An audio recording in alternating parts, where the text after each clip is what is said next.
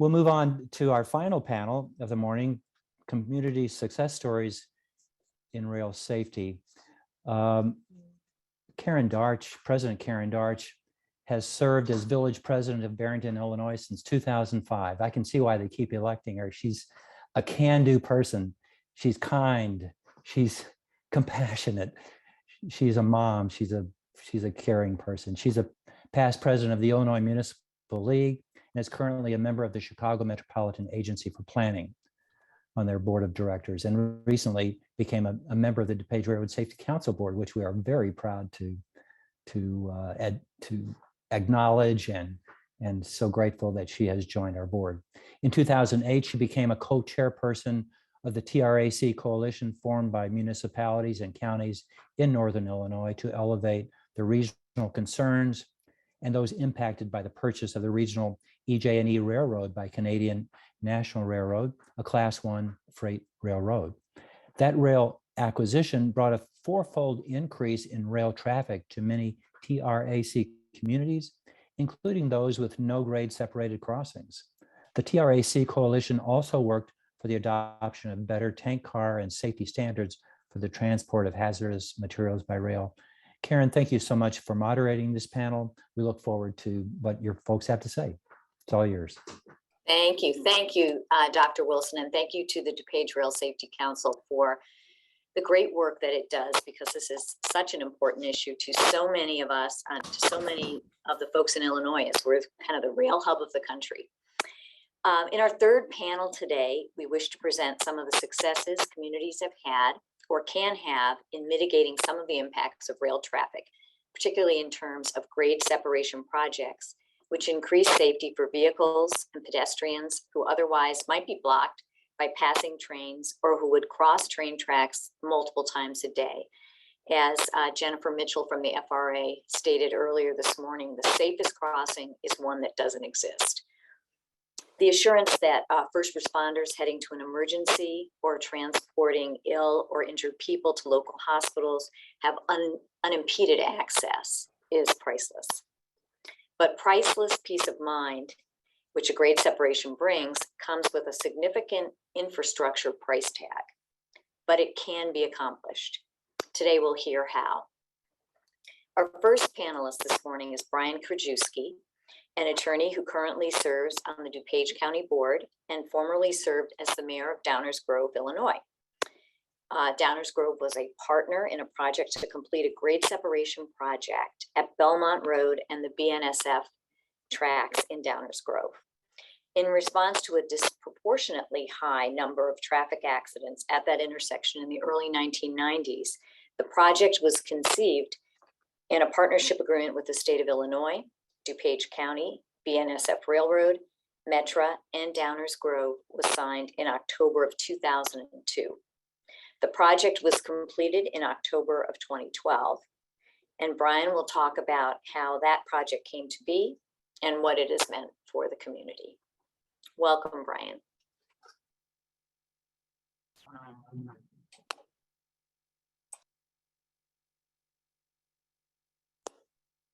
Says I can't start my video because the host has stopped it. Oh. Okay.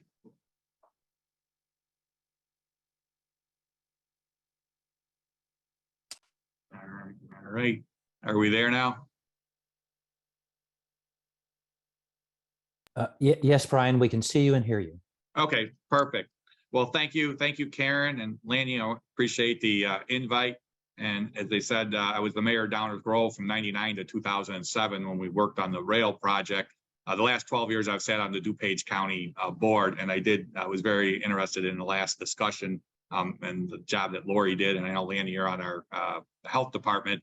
But one of the things, just before I get started, we do have, we're a really good financial position at the county, and we have a new revenue source with this marijuana sales tax to the tune of about $4 million a year. So we're going to start having some discussions, and we've already had a few, about moving some of the resources from that revenue source to mental health for the county and some initial programs that may come up.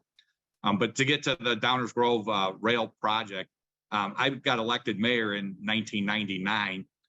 There was a DuPage County board member that represented my district, who mailed me a resolution from the county. Unbeknownst to me, I guess the county had been since 1994, had put together a DuPage Rail Council Safety Committee, a number of partners getting together talking about rail safety throughout DuPage County. And in 1999, I believe it was in March, about 5 months before I got elected, or maybe it was 2 months before I got elected, actually, they passed a resolution asking the state and the Illinois Commerce Commission for funding for the 3 most dangerous crossings in DuPage County. It was Irving Park, there was County Farm, and then Belmont, Downers Grove. In the village of Downers Grove, we had 6 grade crossings, none of them separated. So Wally Brown, the county board member, after the resolution was passed, sent it to me because I was the new mayor. It just got elected and affected Downers Grove. And I'm looked at it and like, okay, we're looking to build an underpass at Belmont. So initially what I did is I went and met with our state legislators, Senator Dillard and Representative Belloc. They suggested to go talk to Senator Faywell, who was the head of transportation for the state. When I went and had a meeting with Senator Faywell, she said, well, you need to start with Metra. And Jeff Ladd was the chairman of Metra.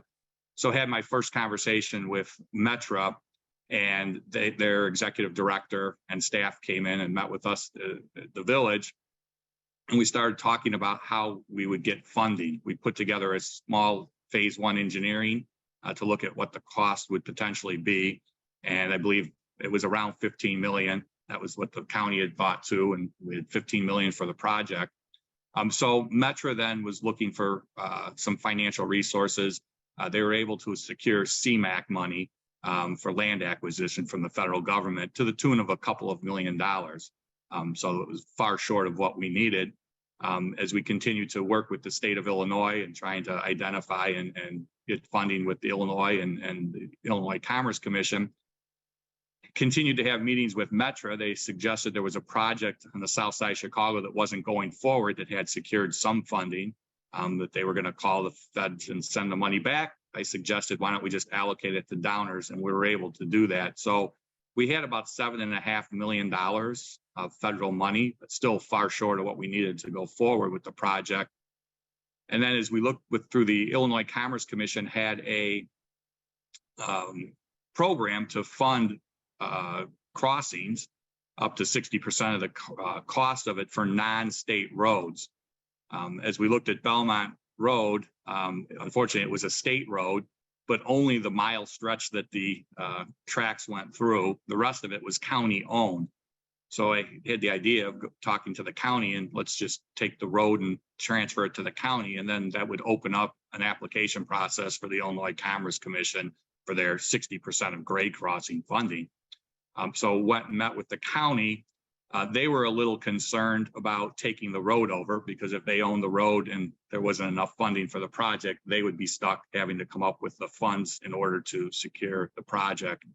So I went with Representative Belloc and we met with the Illinois Department of Transportation and the head of the department and talked about the transfer of the road. We agreed that it would go to the county, but then if the project didn't go forward, the county would take the road back.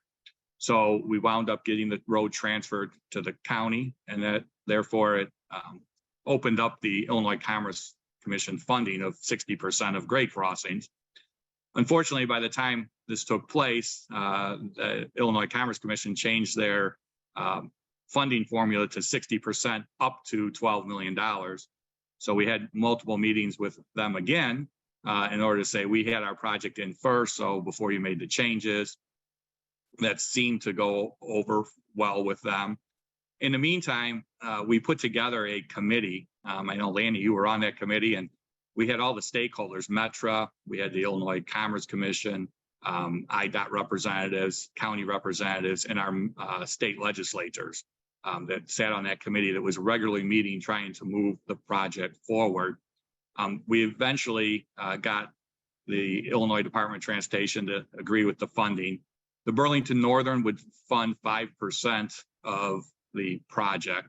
So as we started getting all the money in place, we had a couple of hiccups, one being an industrial park that was kind of, I guess, southwest of there, had some EPA issues with some spills that had leached into the ground. Although it didn't get to our area, we still had to do testing, which delayed the project going forward till that was cleared up. We had then 25 parcels, either full or partial parcels, that we had to acquire. So we had to start negotiations. We got most of the negotiations done. However, we had 5 that we just couldn't come to terms with. So we had to move to the next step, which was towards eminent domain. However, they all settled before then. Unfortunately, with the delays going for a few years, we then had to reappraise all the parcels that we had made our offers to, which again increased the cost. We finally got the intergovernmental agreements all signed between the 5 entities, and everything was in place, only to have, and unbeknownst to me, I was kind of a new politician, but unbeknownst to me, the Governor Ryan had left and Governor Blagojevich came in. And as they went and looked through funding, we got the funding pulled from the DuPage project. So we spent the next couple of years going back to Illinois Department of Transportation, the ICC, with our state legislators, and we wound up getting the funding back in place. However, now a couple more years went by, and we had to reappraise all the parcels again. So it was the 3rd time that all these parcels had to be reappraised for acquisition. Eventually, we got that approved and made the land acquisition to start the project. I think the final cost of the project was upwards of close to between 50 and 55, almost $60 million. And as I know Karen mentioned, it was completed in 2012. We initially started the conversation in 1999. With a price tag of only $15 million at the time. One interesting fact, when I was working, on the project as a mayor in say the 2000, 2001, came across somebody in town, an older gentleman who had a friend who I guess worked in some aspect of engineering for the county, but he had plans which they had brought into us that showed us that DuPage County and Cook County had got together back in the 40s. And had looked at doing grade separations on every single crossing from Berwyn all the way out to Lisle, Naperville, either underpass or overpass. And they had actually done the kind of engineering phase 1 studies, but never went forward with the funding of any of those projects. And if we look back today, they had some good vision back there. And if they had only committed the funding, we would have a lot of separations here, which would be beneficial for us and, not only DuPage and Cook. And it was interesting that the study they did at Belmont was an underpass with a 6% underpass was the grade that would go under, and the final engineering was exactly 6%, 50 years later when the project moved forward. One of the things that I learned was that the team approach of getting all the stakeholders together and meeting, I guess almost every couple of months to really move this project. And we had an awful lot of letters of support from our neighboring communities, being having a Good Samaritan Advocate Hospital on the north side of the tracks. Many of our southern municipal neighbors from Darien and Woodridge and Lisle, their fire departments, ambulance services would have to cross the tracks to get to the hospital.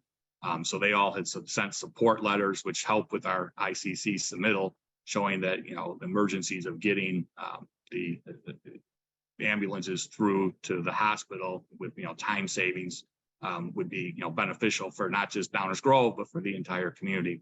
Not to mention the traffic that it's solved by having at least one underpass that could go in and out. In addition to Burlington Northern like to park their freight trains, but they just didn't have enough room to park them without overlapping the Belmont, which would then, create a rail crossing coming down. So this would allow them to continue to park as they move their trains back and forth with the access. So it was beneficial for them also. One, note was right after the county in 1999 had passed that resolution, and just shortly before I became mayor, they had 2 fatals accidents, one at Belmont and one at Maple Avenue, which is another crossing in Downers Grove, within about 20 minutes of each other. It was heavy snowstorms with cars getting backed up on the tracks. Unfortunate, there was death at the Belmont crossing. Again, it was ranked number 3 as the most dangerous crossing in DuPage County. So we got the funding in place. The project has gone forward. It's been open since 2012. I've long since moved from mayor to the county board, but still live in Downers Grove. And at least 100 times I have seen residents of town who have come up and said, that was one of the greatest things we did in Downers Grove was have an underpass. I think about Downers and you as mayor every time I drive through that road and go under the tracks. It's made it great for fire trucks that are on the south side of the tracks there that can get to the north side quickly by using the underpass. But it has been beneficial for the whole area getting the project together. But again, it was a lot of work with having the partners and the people in place. The Metro staff did a phenomenal job of continuing to find resources and look at the federal level for funding. Representative Belloc, who was our state representative that represented this area, she was very, very tenacious in all the work that she did in trying to, work with IDOT and as a municipal mayor, I don't know all the different players at the time, but they were very helpful and supportive. The county taking over the road, which allowed the ICC to be able to get the funding. But again, the project for the community has been super beneficial. But again, it's a function of the cost and how much these things cost, and just the delays, as you can see, went from 15 million to 60 million for a final price tag.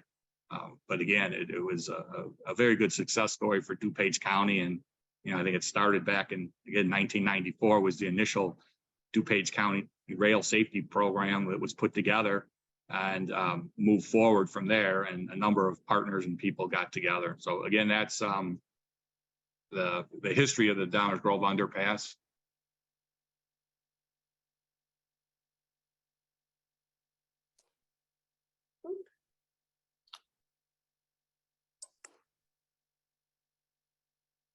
Great. There you go. I was just saying I had a chat. I didn't know if there was a question down there, but again, I could take questions. I don't know if we're doing it at the end or. Yes, thanks. Yeah, thank you so much, Brian. We will take them all at the end, I think, and collect them as we go along. But that was really informative. Scary about the price going from 15 million to 60 million, but it's been a great project, I know, for the community. So thank you very much. And we will go on to our second panelist. Today is Carie Ergo, who has served as the village administrator in Itasca, Illinois since 2017. And prior to that, she served as the chief management officer in the city of Aurora, Illinois, which was a founding member of the TRAC coalition. TRAC advocated for communities when the CN Railroad's acquisition of the EJ&E freight line significantly increased rail traffic through Aurora and other communities. And Aurora was awarded funding by the STB, Surface Transportation Board in DC, payable by CN for grade separation, or in large part by CN, as you'll see, which has since been built. And Carie has used her TRAC experience again in the last year to form and chair a coalition of 8 communities in DuPage County to advocate for communities, including her community Itasca, affected by the potential merger of the CP, Canadian Pacific Railroad, and the Kansas City Southern Railroad. Carie will share with us her stories about Aurora's success in achieving a grade separation in the work of the CP KCS Communities Coalition currently. Welcome, Carie. Thank you, Karen, and thank you for inviting me to speak today. I hope everybody can hear me well. Okay. Yes, we're good. Perfect. Today I'm going to address something that I think everybody thinks can't happen to them, or at least I didn't know when I went to school to become a city administrator that this would be something I'd be dealing with, and that is the merger and acquisition in a railroad. So I ended up dealing with this, as Karen said, both in my previous job at the city of Aurora, and who ended up being a founding member of TRAC. But it was also very personal because I lived within 300 feet, which is a football field length, of the EJ&E line. So, and then in Itasca here, I thought, hey, you know, I did my rail work there. As far as mergers and acquisitions, again, they don't happen that often. In Aurora, I certainly won't see that again. And after being here a couple of years, I got the ominous letter again from the STB. And we are once again talking about how changes in the railroad industry are going to affect us as communities. And this time again, it's personal, as I live about 1,000 feet from the line that it's going to increase on. So I'm going to do a little bit of explanation of both of these really quick, and then move on to kind of lessons learned. And so the Canadian National Elgin Joliet Eastern Railroad Company acquisition, and if you see here, I'm going to touch the screen, the yellow line on the outside, it was a pretty small, thank you, is a pretty small actually acquisition. It was a class 1, which is Canadian National, and they were going to be buying essentially a class 2, and it's the ring around the Chicagoland area. And essentially it was looked at as a good for commerce, because there was a lot of bottlenecks happening, you know, in the inner ring. And so if you could bypass bringing it into Chicago and then out on another line, perhaps it would reduce some of the traffic there. Unfortunately, the result is on different places on the EJ&E, you had rail traffic increase between about 250 and 1,200%, adding 45 new freight trains to different parts total to the tracks in some communities. And so in Aurora, where I was at the time, it was going to increase threefold from about 11 to 42, 43 trains a day. So that was the Canadian National EJ&E. Now I'm dealing with Canadian Pacific merging with Kansas City Southern. This, as you can see here, is a much larger merger. Canadian Pacific is in red and Kansas City Southern is in black, and it is an end-to-end they call it an end-to-end merger. It goes from Canada, connecting all the way to Mexico, connecting all the ports, and will create a seamless rail line north to south. So these are 2 class 1s. There are only 7 class 1 railroads in the country. So this is a major merger. It's $31 billion acquisition. And again, it has similar impacts in the Chicagoland area, at least for the Milwaukee District West line, in that it's increasing traffic on what right now is a very rarely used rail line, a couple of freight trains a day, to 300 to 500% just in 3 years. And so long term, they have been unwilling to really say what the full traffic would be. And that's about 8 to 14. We're looking at more like 14 trains. And in this case, it's pretty concerning because Metra is indicating that it's going to increase commuter rail delay by 400%. And when people are frustrated at the tracks is when accidents happen. So just for, because that other map doesn't really show you where the line is, here is the Milwaukee District West line. It goes from Union Station out to a little beyond Elgin there. It's, like I said, Metra owned, but CP has trackage rights, and it currently runs about 2 to 3 freight trains a day. So when a merger or acquisition happens, what I just want to walk through the process a little with the Surface Transportation Board, which is a federal agency who must approve the merger. And so there's an application filed, and then the Office of Environmental Analysis issues a notice of intent to conduct the environmental impact statement pursuant to the NEPA Act. And so most of you working in government kind of have been through that, whether it's a roadway or something like that, know what that process is like. But there's a scoping period where the public and communities have the ability to comment and say, here are the things that we're concerned about. And under the environmental impact statement are not only things like hazardous materials or pollution, but it's also noise, vibration, accidents, all of that factors in or can factor in to the analysis. Then they release that Office of Environmental Analysis at the STB goes ahead and studies it, and they release what's called a draft environmental impact statement. And then communities, again, have an opportunity to review and comment. At the same time, the STB will be looking at other Surface Transportation Board, the more competitive economic aspects of the merger. However, whether the merger is in the public interest is one of the factors that they have to consider.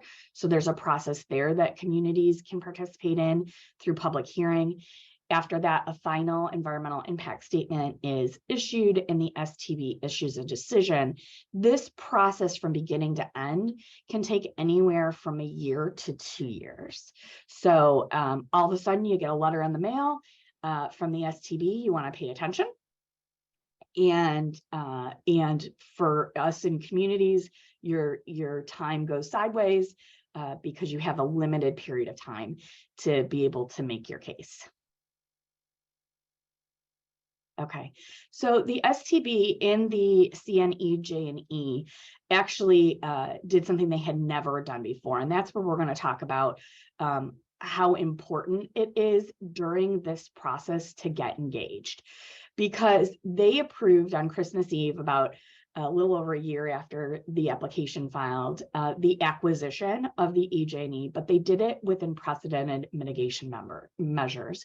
First of all, during the process, TRAC was created, and it was a coalition of communities. And during through that talking back and forth with the railroad, many of those communities were able to reach voluntary mitigation agreements with the railroad for things like quiet zones, pedestrian crossing upgrades, a lot of different, and actually regular upgrades at roadways. But there were certain communities, and those totaled in the 17 communities $60 million of mitigations. But there were certain communities that said in Aurora was one of them, that said there is nothing that you can do on a small scale to mitigate what's going to happen. And the case was made for Aurora and Linwood. And whereas in the past, the railroad had only contributed 5 to maybe 10% of a specific public improvement, the STB said you need to pay 67% of the grade crossing in Aurora. But then they threw us a loop and said, hey, you have to begin construction within 5 years and be completed in 7 years. And we're going to put a 5-year oversight. Well, if any of you have done a grade separation in your community or any project with IDOT, you know that the period from beginning, because Aurora didn't even have a grade crossing there in the pipeline. So from phase 1 to phase 3 construction, that generally takes 7 years to get there. You'd have to start like that, and none of the rest of the funding was in place. So how did Aurora get that? Well, they made a case that there was extraordinary public safety concerns there, higher than average daily traffic counts, history of fatalities. But the biggest thing was it was the primary emergency route to the local hospital. So immediately CN challenged it in court, but the mitigations were upheld. Okay, so the overpass the STB had to go back to the STB, and it had to be extended twice because Route 34 is obviously a state route. IDOT was the lead agency. Construction began in the spring of 14 and completed in December of 16. It was a 4-lane highway, and what we had to fight for was actually the bicycle path and the sidewalk, because CN argued that it was the roadway traffic and not the pedestrian and foot traffic. So while they were supposed to pay 67%, the actual cost of the project was $57 million, and they paid about $30 million.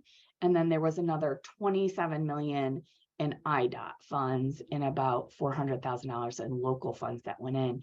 But IDOT, through a number of programs, was able to make up, and we had to do an intersection nearby so it would be safe, and CN didn't share in any of those costs. But $30 million from a private corporation going into a major public improvement was a big win. So how did we get the win? And so these are some things that I think communities especially can take away. Where you are now, if you have a train running through your community, things that you should have on your crossings. You should always have updated average daily traffic counts. So those are your ADTs. How many vehicles go through your crossings? You should know what your crossing delays are. You know, as far as the state, they're looking at crossing delays over 10 minutes. Over 10 minutes when, you know, fire doubles every minute. And the fire standard says you should arrive in 4 minutes is not an acceptable time frame. Accidents and then emergency routes. Do your ambulances need to get back and forth to a hospital over one of your grade crossings?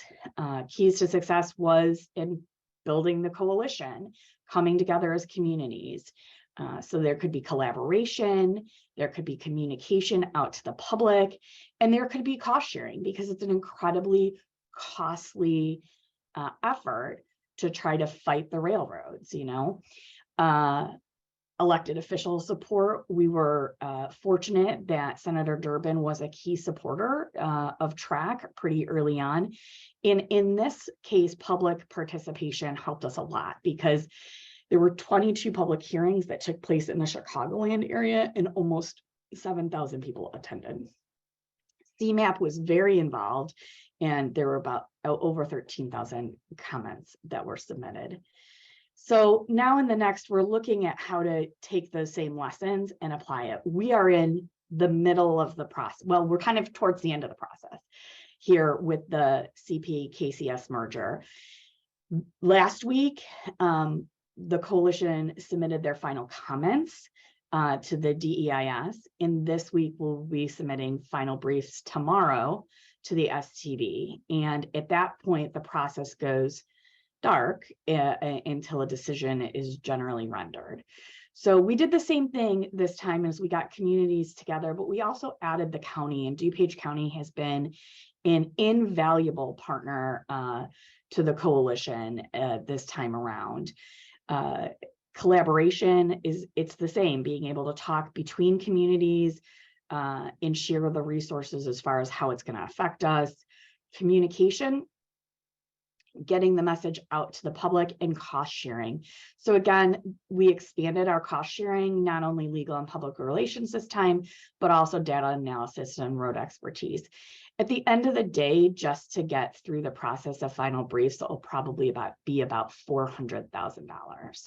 So that's a heavy lift in 1 year for small communities. The communities on this range from, we're the smallest at 9,500 people, and Elgin's the largest. So we actually this time commissioned our own traffic study to present to the STB and did get elected official support again, Duckworth, Durbin, Krishnamurthy. But unlike the last time, because it's end to end and it covers the entire United States, there was only one local public hearing. And that's a that's an issue that we've made and said you need to do a separate environmental impact study in the Chicagoland area because we carry more freight here than any place else singularly in the country. So CP-KCS Coalition has community specific, originally looked at it and said it would be $9 billion to eliminate all the safety issues. Now, we understand that that's probably never going to happen, $9 billion, but we think it's really important for people to know, the railroads and the federal government, that it creates real problems when you take a line that generally has no freight and start running freight on it. We've gone ahead and looked at what the minimum mitigation requirements are to really save lives and prevent people from dying. And we look at that as 3 grade separations of roadways, 3 pedestrian separations, and then in all communities looking at train tracking technology, pedestrian crossing improvements, so the gates for pedestrians, making sure that quiet zones are preserved and established, noise and vibration mitigation, and of course, hazmat equipment and training.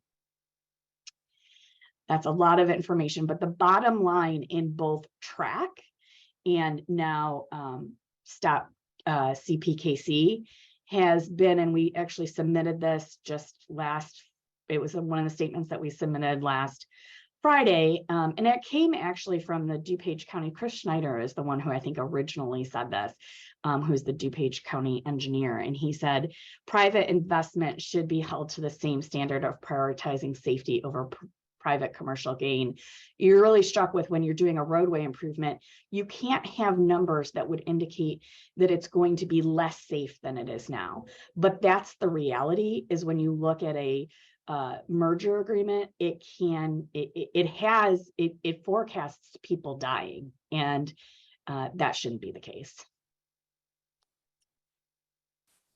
All right. Thank you, Carie Ann. That was a great presentation. Appreciate all of that very good information and your hard work. And now I'm pleased to announce or to introduce our third and final panelist, Erin Aleman. Erin has served as the executive director of the Chicago Metropolitan Agency for Planning, which is CMAP. I heard Carie Ann mention that organization before. She has been in that role since 2019. CMAP has developed the On to 2050 long-range plan for Northeastern Illinois. Prior to becoming executive director for CMAP, Erin had served as a bureau chief and then as director of the Office of Planning and Programming for the Illinois Department of Transportation, or IDOT. Erin will share with us how CMAP has helped and can help communities find resources, including technical assistance and access to various transportation funding programs for use in addressing rail safety issues. Erin, welcome. Thank you so much. Thank you, President Darch, for being here. Improving safety is a big priority for CMAP. I first, though, want to really thank the DuPage Railroad Safety Council, as well as President Darch, who serves on the CMAP board and continues to elevate these issues on behalf of the region here at CMAP. I'm here to highlight what CMAP is doing to improve rail safety across the region and share how communities can access funding and tackle rail safety issues. But before I do so, I want to share a little bit of background about CMAP and the region that we serve. We are the federally designated Metropolitan Planning Organization for Northeastern Illinois, and our region includes 8.5 million people living in 7 counties, 284 municipalities, and our region is large and diverse. Northeastern Illinois has an extraordinary transportation infrastructure system that includes almost 30,000 miles of roads, thousands of bridges, a legacy train and rail system that has over 7,000 miles of transit rail lines to move people and goods. And our freight rail system here across the region, in the Chicago region, moves half of all of the container freight in the United States. Northeastern Illinois is our nation's freight hub. About $3 trillion worth of goods move through our region each year. And so while freight is a major economic asset for our region, there are also a number of important considerations that panelists earlier today have raised, including the safety of our residents. Our infrastructure also requires regular investments to maintain and modernize it and ensure safety for everyone. While we at CMAP work on many topic areas, safety is one of our top priorities, including making our region's railroad crossings safer. In 2019, we collaborated with local and state agencies to evaluate our busiest railroad crossings here. CMAP's priority grade crossings report identifies the top 47 crossings to improve in Northeastern Illinois. This prioritization was based on vehicle delay, on crash risk, on truck volumes, and bus routes impacted by the crossings. Local input, such as the impact of blocked crossings on pedestrian safety, also informed this list. This list included 3 crossings in DuPage, Bartlett, Bloomingdale, and Downers Grove. CMAP also offers an annual call for communities to apply for technical assistance. This year's call for projects will help communities strengthen their planning capacity, cultivate innovative transportation approaches, and better prepare for the many funding opportunities that will be available under the new federal infrastructure law, the Infrastructure Investment and Jobs Act, or IIJA.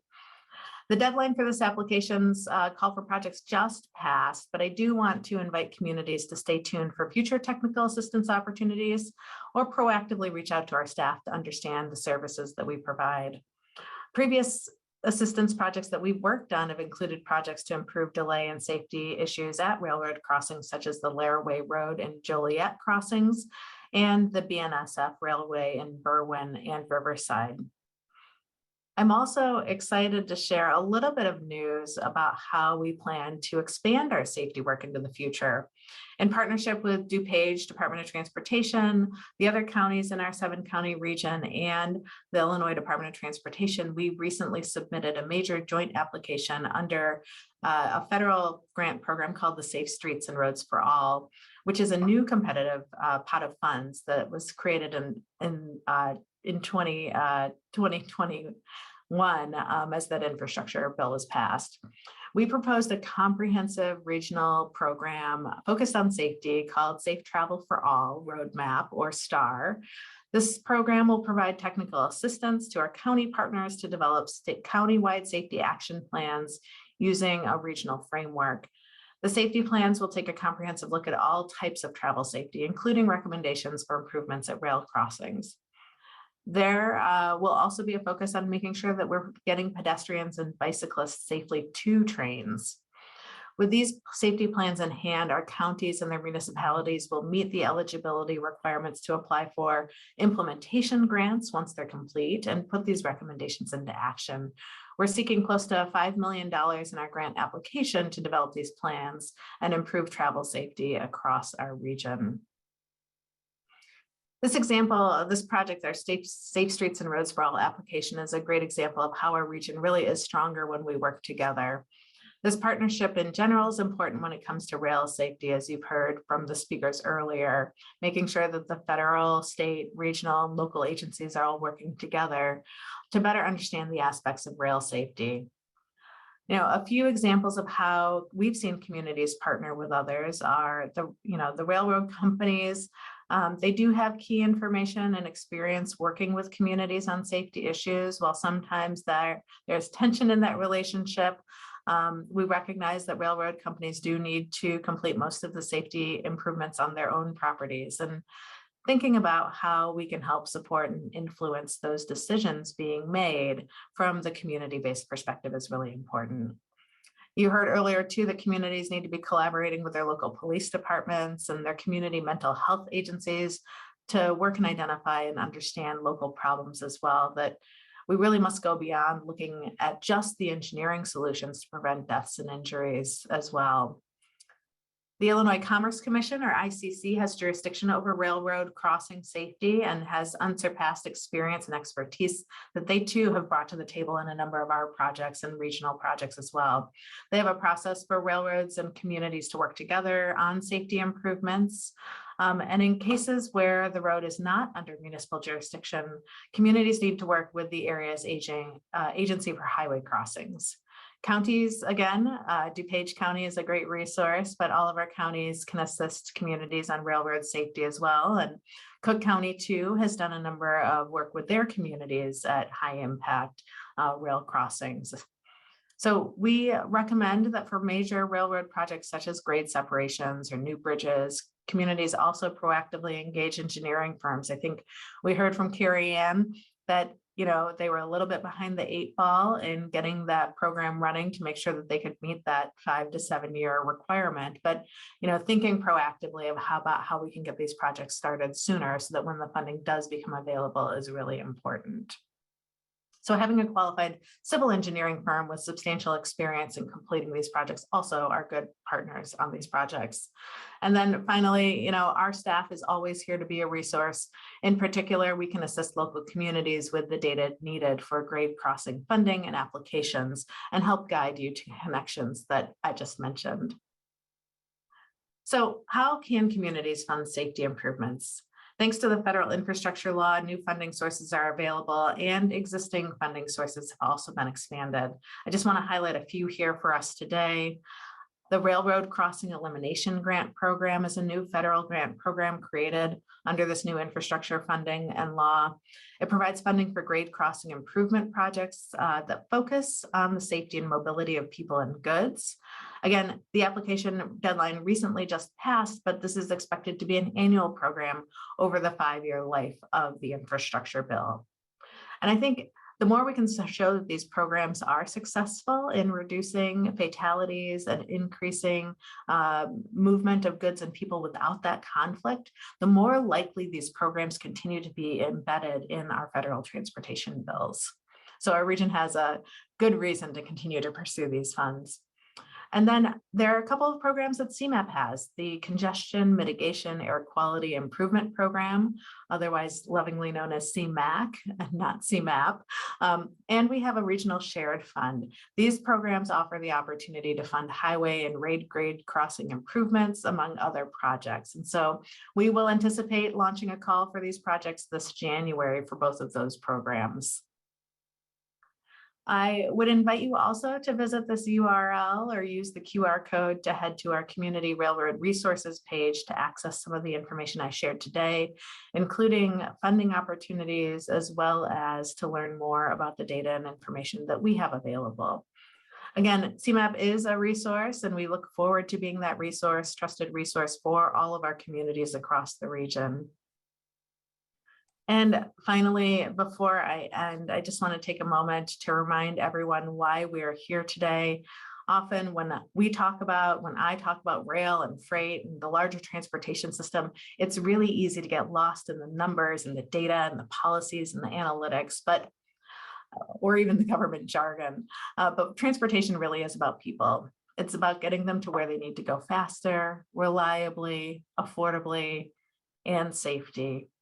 And I think as we just recognize the importance of safety, I just want to highlight the fact that we too, our planning staff, we had a former staff member that had a tragic fatality with the rail system in our region last year, and it's impacted all of us very personally as well.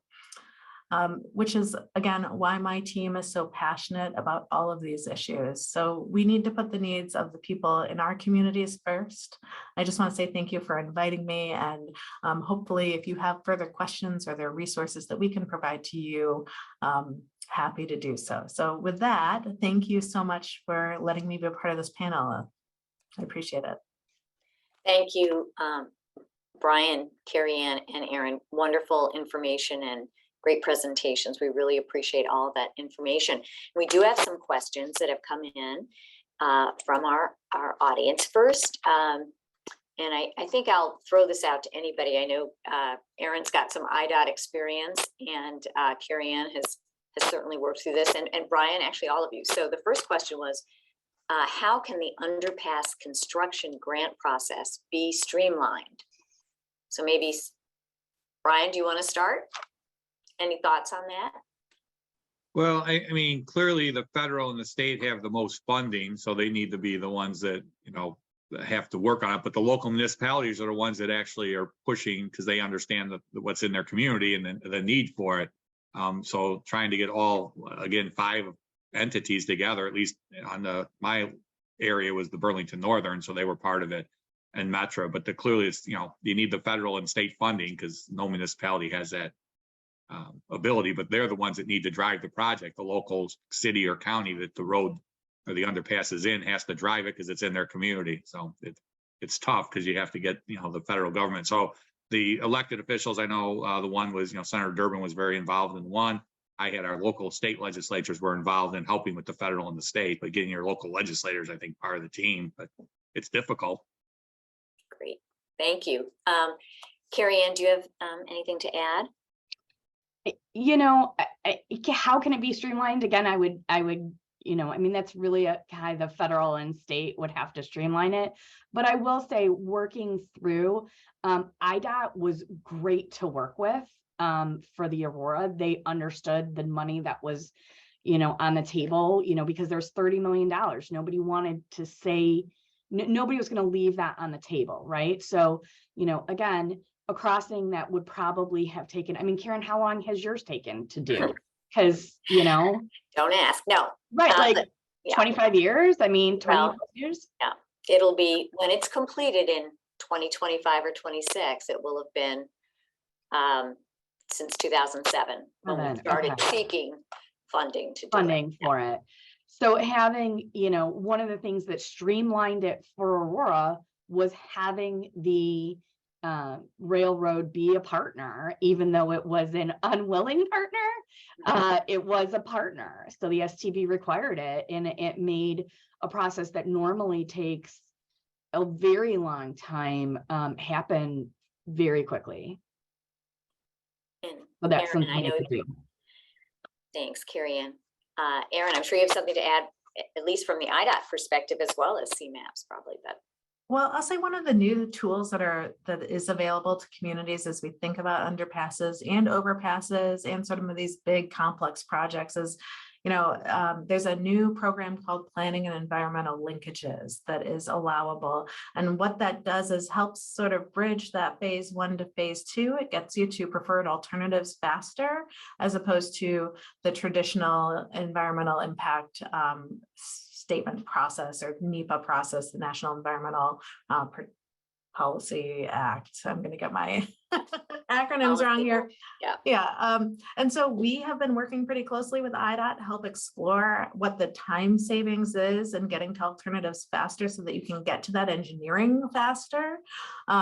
So that you aren't spending quite as much time on the front end of projects and doing it in a way that is responsive to the public need and the safety concerns. So we've been doing a couple of those in Riverside and Berwyn right now. And I think those will be really great tools for other communities to learn from so that we can move a lot of these projects faster.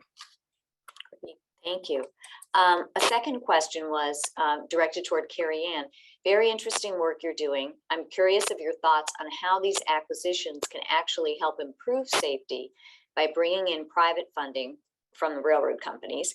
While the goal is to prevent increased traffic on these rail lines and the related impacts, most notably safety, it would seem this could also accelerate safety enhancements to rail crossings that would otherwise not be possible. What are your thoughts on that idea? Yeah, absolutely. And it's kind of this catch-22 because during a merger and acquisition, you're talking about adding a lot more traffic, and that's why you're getting notified. So just by the addition of traffic, the crossing becomes less safe. But depending on where it is at the time, you might already have, safety issues. So for example, in the Aurora situation, there had been a history of accidents at that intersection. In fact, there were 2 teens that were killed in, I think, 99 right there, trying to get around a train. And so, that was something that, even though there was 30,000 people that went through that intersection on a daily basis, was not looked at for a grade crossing until you got the additional train traffic. And what the STB said is that you don't have to fund all of it, but you had to fund the incremental increase, which was that 67% that they made that argument. And so it's undoubtedly a much safer intersection now than it was then. I also think in the communities, so what we're doing now in the communities with the original one, CNE, they had mitigation, voluntary mitigation agreements in 17 communities. Those communities had, whether it would be pedestrian gate crossings, various things put in, that those communities felt like, okay, if you're going to put the additional train traffic on this line, this is what will make it safer. And I think that's the same approach we've taken here with the coalition on the MDW line, is to say, if it's coming, you need to look at ways to mitigate so that people don't die. And there can be a benefit as long as I think everybody is singing off the same song sheet. So when you start to move away from that and say, well, one person has this standard, but another has this standard, we need to all be talking on the same level, which is it's not acceptable for people to have to wait 14, 15, 20 minutes for an ambulance to get across tracks. And I think that's a disconnect right now with freight rail, because freight rail, they're like, it can block it for 10 minutes. That's okay. That's not okay in communities that are not grade crossed. That's lives lost. And that's going to create other people who try to go around trains or try to beat it at the next, try to race around to get around a freight train. 10 minutes in an urban area should not be an acceptable limit. Thank you, Carie Ann. Another question is, which costs more, overpasses or underpasses? Erin, maybe you have a thought on that. I mean, it really depends on the geography of the space. I mean, the underpasses can be critically very, very expensive. And if you don't have the approach for the overpass, you got to start pretty far back. So really, I don't have a good sort of estimate for the differences, but I have to imagine that, just depending on the topography, both can be equally as expensive. Yeah, and certainly other considerations, noise factors for which way you go, I think I would say from my own experience. Brian, there's a comment for you from one of our questioners. Just want to say thank you for your efforts on the Belmont Road underpass. I live very close and drive through daily. From a safety perspective, it gives me peace of mind compared to other crossings. Also glad we're chatting about how we do more of these through funding and accelerating the process. So people do appreciate the effort. Thank you. I have one last question. If you were giving advice to a community right now that was facing, maybe it's not a new project, a merger, additional traffic, but safety issues. There have been deaths at the crossing, pedestrian or vehicular. What would be the first thing you would tell them to do? And particularly if they couldn't, if a grade separation project was a long way off, kind of in that interim, what would be your advice? Carie Ann, maybe start with you. Yeah, I think that there are really good new technologies that are coming up. I think, first of all, if you look at the studies on actually pedestrian arms, doing the pedestrian, you should look at that. While there's a cost there, it's certainly not a cost that's anywhere near what an overpass or underpass is. And the data is there that says that saves lives.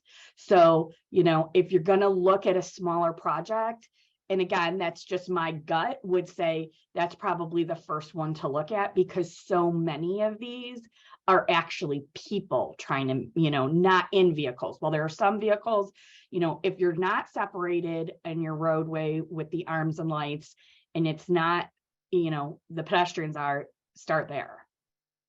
Thank you. Erin, do you have something to add to that? I think I was going to go with that, but because Carie Ann beat me to the punch, I'll say that, if you're in a community that has lots of grade crossings and the safety is really important for people, I think partnering with schools is a really great opportunity to make sure that we are educating people at a young age to understand some of the challenges here. And also, I know as a mom of 2 young kids, all that stuff trickles up, right? They're like, Mom, you shouldn't be using your car. Mom, don't drink and drive. And I was like, well, but it's a bottle of water. Yeah. So, I think that's a great sort of creative way of thinking about how you solve some of these challenges. Thank you. And Brian? Yeah, I would say the big thing when I first became elected mayor as a politician, I wound up talking to some other experienced mayors in their communities, and they got me a lot of nice ideas that I brought forward in Downers. And people are like, those are great ideas. But if you're thinking on doing something along the line, a railroad line, whether it's safety or initiatives or whatever, instead of trying to create it and invent it, it's easy to go talk to a number of communities who have already implemented a number of those programs, and you can bring those back, whatever it may be. I want a grade crossing, or how do I make it more safe, et cetera. A number of communities have already dealt with those issues. So that's best place to find that, and then you can bring it back and try to implement what would fit in your community instead of trying to invent one. It's easier to, there's been a number of communities that have had success doing a number of programs. Great, thank you. And I bet CMAP would be a great resource for some of that information. There Thank you you go. all. This has been really helpful. We so appreciate your time. I know you guys are very, very busy, and I so much appreciate your taking the time today to share your knowledge with us. Thanks. Thank you. Thank you. Thank you. Erin, what a great job you did with your panel. And each of the moderators was asked to have your panel last an hour, and you're just right on target with that hour. So much information, my goodness. I didn't realize how available and how sensitive CMAP was, and especially with the loss of someone from their organization. They know what those of us out here who are doing the hard work of trying to do this for our loved ones, how important that is. So what a beautiful thing. And Carie and Ergo, my goodness, I want you on my team. You are a can-do person. Wow, good job. And Brian Krajewski, I've known you many years, going back to when we were talking about that wonderful crossing that you're getting well-deserved credit for, my friend. You are the person who helped with the collaboration. You brought the stakeholders and the partners together. So great job. Well, we have about a half hour more because, as I said at the very beginning, the rules are we begin on time, we end on time.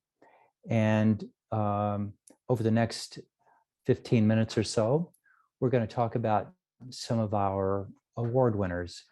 The DuPage Railroad Safety Council has a tradition of choosing champions going back to our first conference back in 1996. 1994 is when we really got our beginnings in DuPage County, when the DuPage County chair at the time started what's called the DuPage County Railroad Safety Task Force. But after a couple of years, we realized that our work wasn't finished, so we were no longer a task force. We changed our name. We dropped the county part and became the DuPage Railroad Safety Council, and we have continued that ever since we began that, what was that, 26 years ago. The council grows and changes, it morphs with new people coming in, and we've just been blessed by so many wonderful, good-hearted folks through the years who've joined us. If anyone out there in the audience wants to join us, we'd be happy to have you. Just look up our website, www.dupagerailroadsafety.org, www.dupagerailsafety.org, and join us the third Saturday of every month. Let's get to our awards. Betty Oliveira, would you come forth and talk about the Victor Oliveira Award? Thank you. Thank you, Lanny. I'm pleased to present the 2022 Victor Oliveira Success Award to Chip Pugh, a longtime rail safety advocate and enthusiastic supporter of the DuPage Railroad Safety Council. This award is given in memory of my nephew, Victor Oliveira, who lost his life in 2004 at the age of 11 at a grade crossing in downtown Glenview. Now to our award recipient.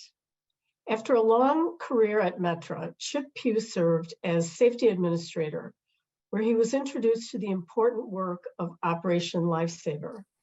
Chip took charge of Metra's Operation Lifesaver program, which at its peak had 2 full-time presenters and made over 1,000 presentations a year. In 2000, Chip left Metra to become only the second Illinois Operation Lifesaver state coordinator as an employee of the Illinois Commerce Commission. In that capacity, Chip worked with all levels of government and the general public and the private sector to address safety concerns at crossings, right-of-way safety issues, and to serve as an ambassador for railroad safety education and outreach. Chip retired to Evergreen, Colorado in June of 2022 to enjoy the mountains, competitive tennis, and his family, including his wife, grown kids, and his dog, Boo. We salute Chip for his lifetime of rail safety advocacy, Unfortunately, Chip can't join us. He's traveling today and was unable to dial into the conference. If Denny Mogan is present, please raise your hand using the app because we had hoped that Denny would accept on Chip's behalf. But if that's not possible, then I confirm that we have already delivered the award to Chip and we accept it on his behalf. Thank you, Chip, for all you do. Betty, would you mind taking a second? Can you read the Success Award? Can you read the Ralph Waldo Emerson quote there? I love it. It's one of my favorites. Okay, it defines success as follows: to laugh often and love much, to win the respect of intelligent persons and the affection of children, to earn the approbation of honest critics and endure the betrayal of false friends, to appreciate the beauty, to find the best in others, to give oneself, to leave the world a bit better, whether by a healthy child, a garden patch, or a redeemed social condition, to have played and laughed with enthusiasm and sung with exultation, to know even one life has breathed easier because you have lived. This is to have succeeded. Attributed to Ralph Waldo Emerson. Thanks so much, Betty. I appreciate it. Of the various awards we give out at our conferences, this is one of my favorites, and part of it is because of that beautiful poem. Thanks. Your tribute to Chip was wonderful. It's too bad he wasn't here to receive it in person. Well, he can watch the recording. There you go. I like that. Thanks so much, Betty. We think of Victor at every one of our conferences. The next award is being given out on behalf of Jonathan Goers by his parents, Dick and Ellie Goers. Dick and Ellie, are you there? Yeah, I think we're here. Wonderful. I can hear you, Dick. I don't see. Will we see you too, or just hear you? I don't see my picture there, but you know, that's maybe all for the good. There you are. There you are.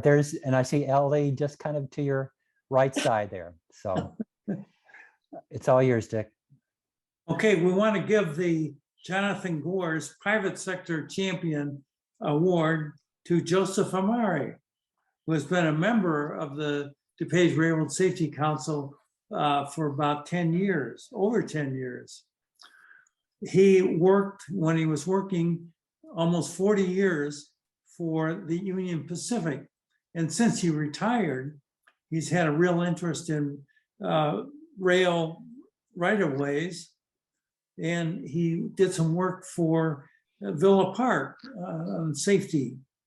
And finally, he was involved with the DuPage Railway Safety Council Board of Directors and was treasurer of it. So he's really close to home in terms of helping Lanny's organization, the rest of our organization.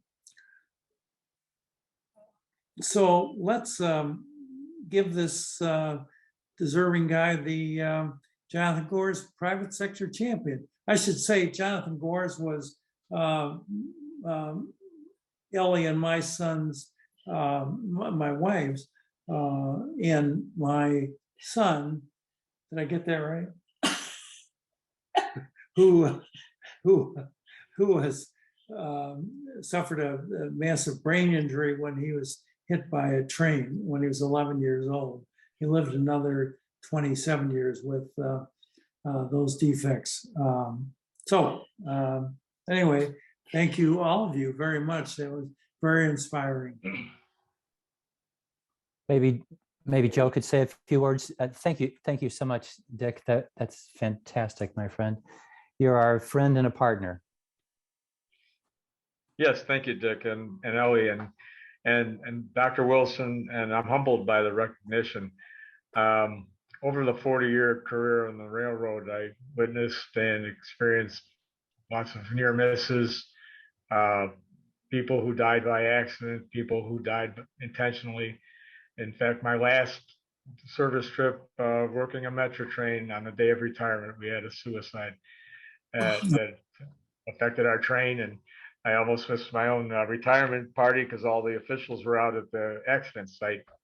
But needless to say, you know, I asked Dr. Wilson the story of Jonathan Gores, and it's a private family matter. I'll defer to relating the story, but I almost suffered a similar circumstances with my own mother, where she was waiting to cross the tracks, and just as she was about to cross after the rear of one train went by, someone on the other side hollered at her to stop because there was an approaching train that was blocking, her view was blocked going in the opposite direction. So had that one caring person not been there, I might have been in the same circumstances as the goers. You know, we're all here together because we experience these tragedies or witnesses, or we want to do something about it. And it all has to come down to caring. And we appreciate everybody who works to keep the rails, you know, the right of way safe, the efforts that they make, and we just have to continue caring. And someday maybe an organization like this will no longer be necessary because all the projects have been completed, all the education and information has gotten out to people about the dangers of interacting with trains. But otherwise, we're just going to have to keep working as hard as we can. Thank you, Joe. Yes, thank you, Joe. Thank you, Dick and Ellie. You can see why Joe received the Champion Award for the private sector. He's a good man. Thank you. Good deal. Well, next award goes under Lauren's name. The Lauren Wilson Award this year is being presented to Karen Darch. I introduced President Karen Darch before she moderated her panel, but that was the public stuff. The private stuff that I know about Karen is that she is a compassionate, caring person. She attends our meetings regularly, giving up those Saturday mornings when she could be with family. She could be doing things for her village, but she makes a priority to come and be with us. When asked if she would grace us by being a member of our board, I was afraid to ask her because there were so many things on her plate, but she graciously agreed. With people like her, and I won't go down the list of our council members, or especially our DuPage Railroad Safety Council board members, but they give up their time because they care about this world in which we live. They want to see a safer world. And Karen Darch, you are a champion. I'm happy to have Lauren Wilson's name on whatever wall you decide to put this plaque. And thank you for accepting the award. Thanks for being who you are. Thank you. Thank you, Lanny. I'm really honored and humbled to receive this award. I'm a relative newcomer to the DuPage Rail Safety Council, but this is really special to me. I feel like Carie Ann before when she said, you know, you never know when you walk into a position, and for me, the village president job in Barrington, Illinois, I didn't think I'd have to deal with railroads or rail would become such a thing. But it has, our community has seen its share of rail tragedy, and anything we can do to prevent that. I'm so pleased with the work of the council and that everybody who has been involved with it and a member of it is trying to push forward. And I know how special Lauren E. Wilson is, and I am just really honored to receive this award. Thank you so much. You're welcome, Karen. Thanks for being who you are. That concludes the awards portion. We have 15 minutes. We are right on time. Ashley, is it possible to allow the moderators of the panels, if they're still there, Brian Bearcruz, Hillary Consul, and Karen Darch, is it possible for them to join me all on screen and take my picture off. Can we do that? There's Brian, is Brian, so Karen is with us. I'm here. Has Brian left yet? Brian? No, I'm still on, Dr. Wilson. Oh, okay. Can we see your face, your handsome face? Yeah, And then Hillary, there you are. Okay. Hillary, are you still there? I want to have a mini meeting here at the end, kind of like we do at the DuPage Railroad Safety Council. I want to talk a little bit about what we've just done today, and maybe Brian, since yours was the first technology to the rescue, could you kind of summarize for everybody what you just experienced in your 1 hour? What I really found a great welcome thing is having college students on who are taking up the charge, and they're developing technology and they're interested in working towards it in their area. And then we have others like myself who've been around for a long time, and Bob, and then we have the newer technologies that we see with drones and other applications. It was just nice to see that widespread. You know, Yeah. If you talk about technology at any time, we could have, the FRA has such a large research and development list right now for all aspects of rail safety, from maintenance of locomotives and cars to track to signal systems, a little bit more with automation. We have the best technology that I'm looking at right now, or one of the most intriguing, is called What 3 Words. We'll bring that up at another conference at a different point, but this is an emergency services data and inventory management system that can locate a person within a 10-foot by 10-foot section. Wow. Anywhere in the world. So when you think of the possibilities there, so from a technology side, it always just keeps opening up more areas, and it's great to see such a diverse spread of experience and what the future holds. So thank you. Yeah, great summary, Brian. I love the way that you just kind of smoothly asked questions. You kind of kept it balanced. And like you, I was inspired by those young men's idealism and their philosophy of life. So good job. Hey, Hillary, you've been with us for many, many years. You've been a part of our Prevent Tragedy on the Tracks conferences for most of those. So what's your takeaway from your panel today? You know, I think the biggest takeaway is there's so many, especially since the pandemic, what we're seeing is, you know, an increase in interventions with our mental health awareness program, with the suicide awareness training we provide our crews and engineers and front forward facing folks. And the research that's being done, you know, with the Transportation Research Board and Volpe, and then with the new 988 number, I think all that ties in really nice. I think there was a lot of good information that came out that I don't think a lot of people were aware of, especially on the mental health side, because it is a large number. Even the FRA has agreed that probably about 50% of the nation's fatalities are, you know, suicides or, you know, suspected suicides, but based on the FRA reporting criteria, they may not be identified or identified as a confirmed suicide. So there's still a lot of uncertainty with the reporting of them. But if you look at the manner of intent and, you know, when we do the investigation, it's very clear. Sure. So I think that, you know, all that being said, I think that, you know, bringing awareness and to continue the conversation, especially with mental health, if we can get those people help before, you know, they commit to, you know, the ideology of, you know, suicide or whatever, I think that we can, you know, kind of reduce those incidents and you know, get people help sooner than later.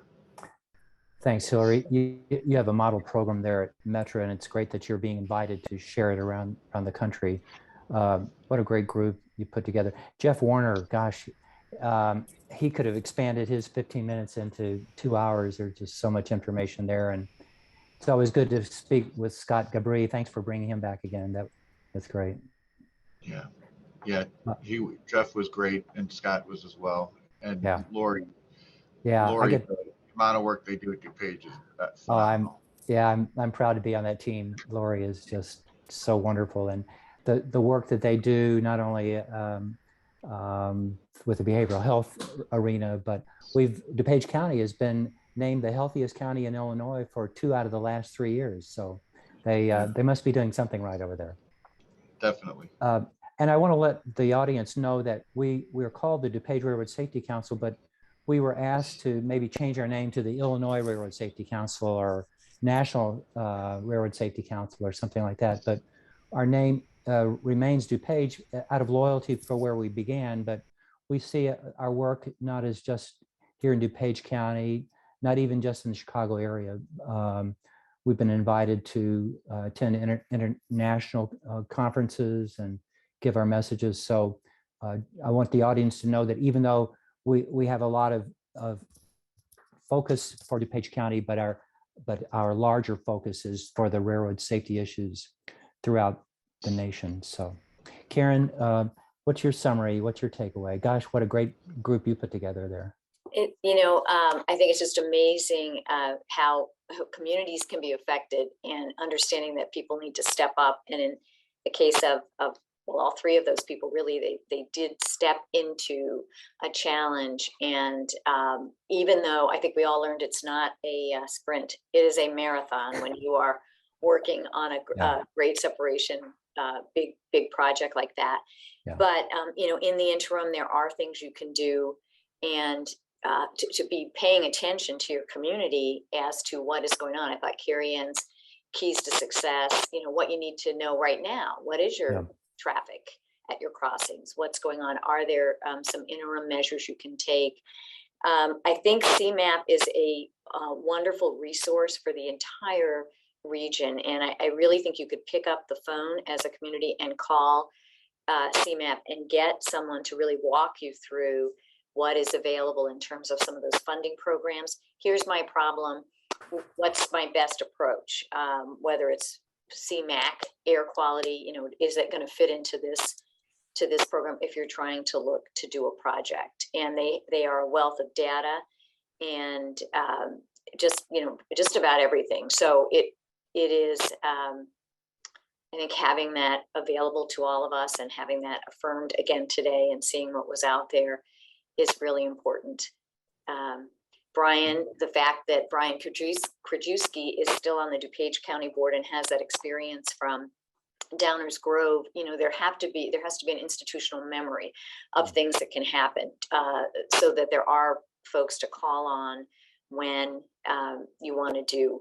when something is happening. And Carie Ann is definitely one of those resources. So I was happy that they were able to share the depth of knowledge on particular projects, but really it is viable across the board for every community to be aware of its rail and try to address those issues with what's happening out there. And it was great for all of them, I think, and all of us to see the other panels and recognize the other safety measures that are available for community success. Yeah, Karen, I'm so happy that Erin Aleman was here. I've known about CMAP, and I'm embarrassed to say I've interacted with them so little, but I'll correct that.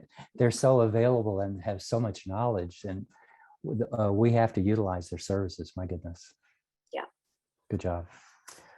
Well, you all know that I usually like to start my conferences or end them with some kind of an inspirational message. And in the last few minutes, we'll still get out of here before noon, I promise you. But instead of one of my healthy spiritual journeys, and by the way, if you want to know what my healthy spiritual journeys are all about, join our group. I usually give an inspirational message as part of who we are at the DuPage Railroad Safety Council. Started many years ago, and then Dick Goers, who's also a member of my church, asked me to start writing them down, and so they became more formal. But I'm going to paraphrase a speech attributed to Oscar Romero. He's the martyred bishop of El Salvador back in March of 1980. I want to kind of focus on our dream of 0 deaths at railroad crossings. We we had set a goal of 50% decrease. We thought we could do that easily from 2016 to 2026. We had the audacity to think that by setting a goal that it would happen. But and you know, there's a lot of folks out there trying to decrease these numbers, and we call this a crisis this time around because the numbers are not heading the way they should. I'm in high hopes that over the next 4 years, we'll still accomplish that goal. We're still 4 years from that 10-year goal. But let me paraphrase the speech from Oscar Romero. It helps now and then to step back and take the long view. The goal of 0 rail-related fatalities is not only beyond our efforts, it's even beyond our vision as we sit here today. Joe Amore said, we're going to get there. Many people have, but anyway, we're looking for small successes right now. We just want to see that curve heading down. We accomplish in our lifetime only a tiny fraction of the magnificent enterprise that we set out to do. Few things we do are complete, which is a way of saying that the magnificent goals that lie out there may be a little bit beyond us, but that's okay. No statement says all that could be said. No body of work brings perfection. Difficult to design programs accomplish all, none of them actually accomplish all that needs to be done. And it is through that set of goals and objectives which includes everything. I've kind of mixed that one up. My apologies. I wrote a few things out that didn't come out so well, but let me finish up. This is what we are about. We plant the seeds that one day will grow. We water seeds already planted, knowing that they hold future promise. We lay foundations that will need further development. We provide yeast that produces far beyond our capabilities. We cannot do everything, and there's a sense of liberation in realizing that. This enables us to do something and to do it very well. It may be incomplete, but it is a beginning, a step along the way, an opportunity for those who follow us to enter and to do the rest, like the young men we saw earlier today. We are prophets of a future not our own. Thanks for being with us today. Thanks for helping us as we try to achieve our magnificent mission to eliminate deaths and injuries at railroad crossings and along railways. Be safe, be well, take care.